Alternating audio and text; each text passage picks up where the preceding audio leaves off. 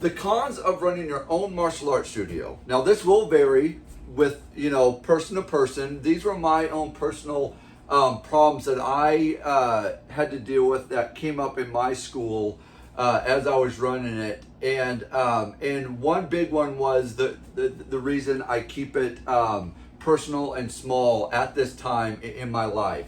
Okay, so let's go ahead and get into it right now. So the first one, I would have to say the sheer exhaustion that I felt after the class was done, after my day was done. I was extremely exhausted, and all I wanted to do was just hit the pillow and go to bed. And I was numb from the head to the toes, sheer numbness and exhaustion.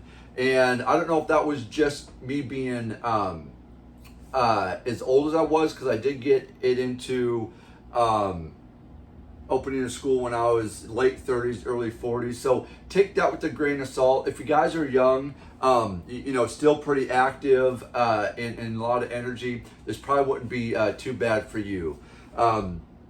So let's go to number two. So number two, and this is probably going to be the biggest one that ran into a lot of other things, was just the parents and their sheer complaining of why didn't my kid earn their belt this testing, or why didn't he pass his testing, in-house tournaments, why didn't my kid get a medal? Well, because he didn't win. I mean, that's just what it is, and the parents are relentless on a couple things that are just are just not very comfortable to deal with, but that's something that you'll have to deal with when you're dealing with this kind of company, where it has kids involved and parents and things like that. Dance studios have the same problem, but that would kind of be my number two.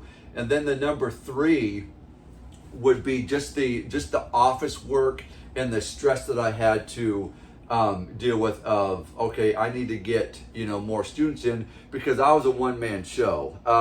I probably could have delegated some of these different jobs, and hopefully the really good schools have these different people in place, so they can so not one school owner has to deal with everything. They have people in place to deal with things like this. But for me, it was a one-man show, and I had to market.